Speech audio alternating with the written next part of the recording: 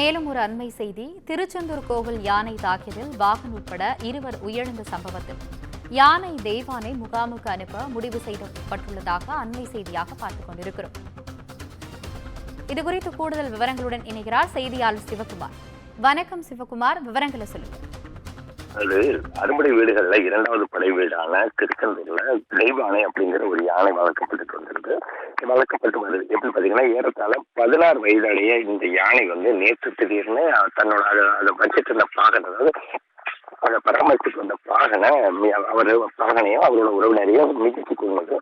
இது என்னன்னா ஒரு கடும் சலசலப்பை ஏற்படுத்துச்சு. எப்படின்னு பாத்தீங்கன்னா, பாகனம் சிசுபாலன், அதே மாதிரி இன்னொருவர் உதயன் ஆகிய இருவரும் தான் அதை யானை பராமரிச்சுட்டு இருந்தாங்க. பொதுவாக சிறு குழந்தை மாதிரி உள்ள ஒரு குணமுடைய இந்த யானை பெரும்பாலும் ரொம்ப அமைதியா காணப்படும். இந்நிலையில நேற்று திடீர்னு அது வெறி கொண்டு அவங்க இருவரையும் கூண்டுக்குள்ள வச்சு மிதிச்சு கொண்டது. இந்நிலையில இது குறித்து போலீசார் விசாரணை பண்ணிட்டு இருக்கிறாங்க. பொதுவாக கோவில் யானைகள் பெரும்பாலும் மதம் பிடிக்காத ஒரு சூழ்நிலையில இந்த யானைக்கு எதனால பிடிக்குது அப்படின்னு சொல்லி ஒரு விசாரணை தற்போது போயிட்டு இருக்குது. இந்நிலையில இன்று காலை என்ன பண்ணாங்கன்னா, இந்த சுப்பிரமணிய கோவில் யானை கிட்டத்தட்ட 15 வருஷம் அந்த கோயிலை பராமரிச்சுட்டு இருக்கிறாங்க. இதுக்கு மொத்தம் 3 பாகன் அப்படிங்கிற ஒரு சூழ்நிலையில யானையை நோக்கி செருப்பு எடுத்ததன் காரணமா சிசுபாலன்கிறவர் யானைக்கு முன்னாடி செருப்பு எடுத்த காரணமா கோபம் அடைஞ்சு அது யானை விழிச்சு கொண்டதா சொல்லி தெரிவிக்கப்பட்ட நிலையில இன்று காலை அந்த சந்தேகத்துக்கு இடமான மரணம்னு சொல்லி ஒரு வழக்கு பதிவு செய்யப்பட்டிருக்கு.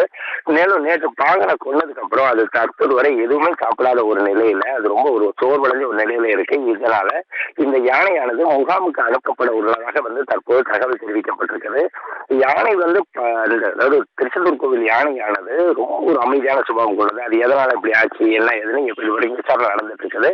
வனத்துறையினர் கேட்டப்ப என்ன சொல்றாங்கன்னா, அதுக்கு எந்த விதமான, அதாவது கால்நடைத்துறை அதிகாரிகள் என்ன சொல்றாங்கன்னா, அதுக்கு மதம் பிடிச்சதால பண்ணல, என்ன காரணத்துக்காக இப்படி மிதிச்சு கொண்டு தெரியல அப்படின்னு சொல்லி சூழ்நிலையில அது சாப்பிடாம இருக்கிறது அதோட உடல்நலம் பாதிக்கப்பட்டிருக்கு.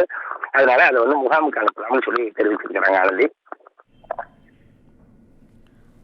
விவரங்களுக்கு நன்றி சிவகுமார்.